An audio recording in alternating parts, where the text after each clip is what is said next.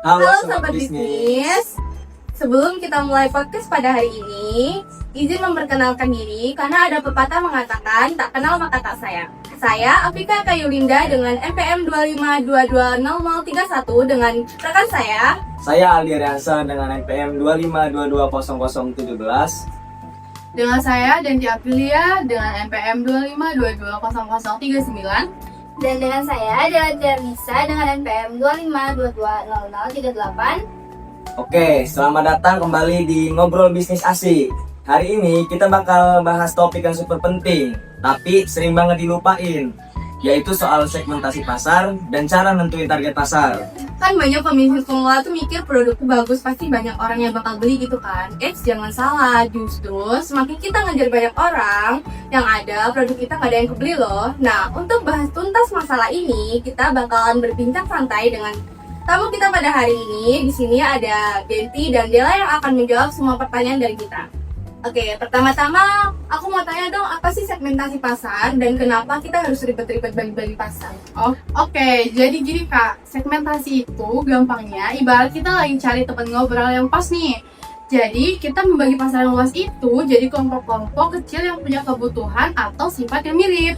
Nah, contoh gampangnya atau simpelnya nih ya, misalkan kamu lagi jual es krim nih. Nah, ada yang suka coklat, ada yang suka buah, dan ada juga yang harus bebas gula karena dia lagi diet. Nah, kalau kita jualannya sembarangan tanpa lihat siapa yang mau, ya pasti banyak yang nggak tertarik dong. Dan sekali apa yang dikatakan oleh Denti, tujuannya itu biar kita nggak salah sasaran. Jadi uang buat iklan atau promosinya itu tidak terbuang sia-sia. Jadi kita lebih fokus ngomong sama orang yang emang butuh produk kita. Jadi pelanggannya pun lebih puas dan makin cuan. Jadi ibaratnya kayak kita nyaring pasir gitu ya biar ketemu yang pas.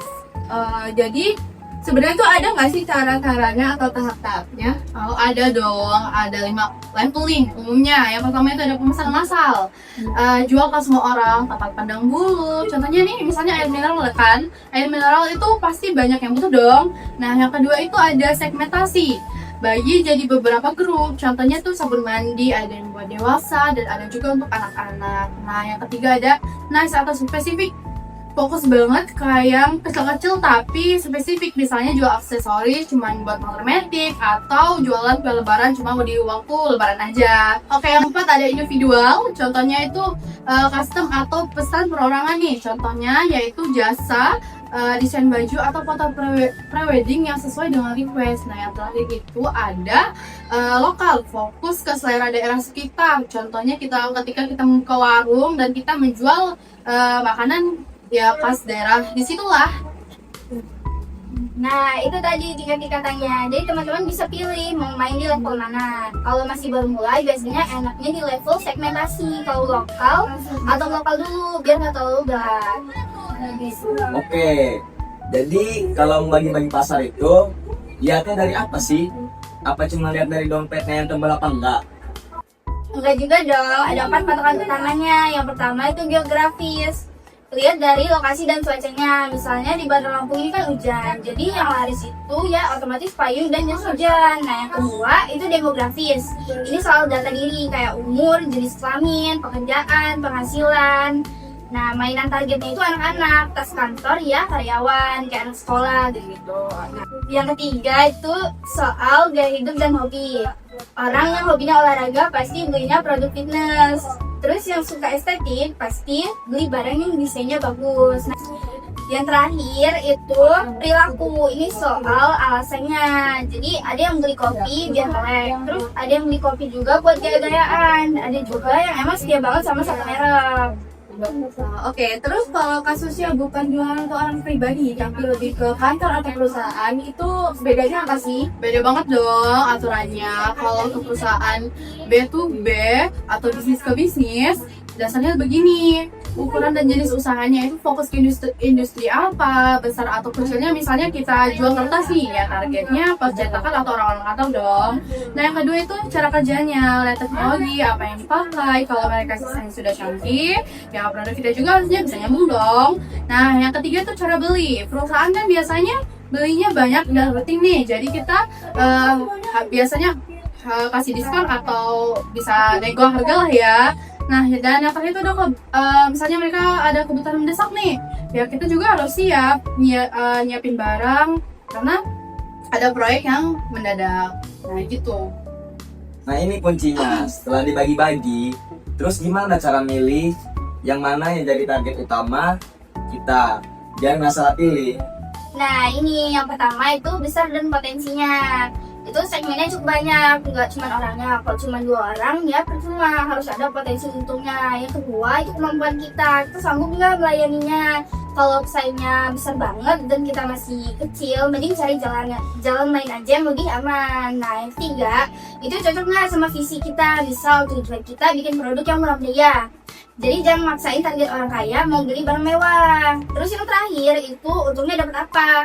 Kayak hitung-hitung dong, uang masuknya itu lebih besar nggak daripada biaya operasionalnya. Nah, iya, betul banget. Jangan sampai kita udah jualan capek-capek, bukannya untung malah buntung atau nggak ada untungnya sama sekali ya, guys. Bisa kasih contoh yang lebih nyata gitu untuk misalnya buat usaha di daerah sini, daerah kita. Oh, bisa banget nih. Misalnya itu ada yang jual usaha pisang atau bersih Kongas Lampung. Nah, targetnya itu siapa sih? Kayak wisatawan yang lagi liburan dan itu oleh-oleh sama toko-toko souvenir di toko.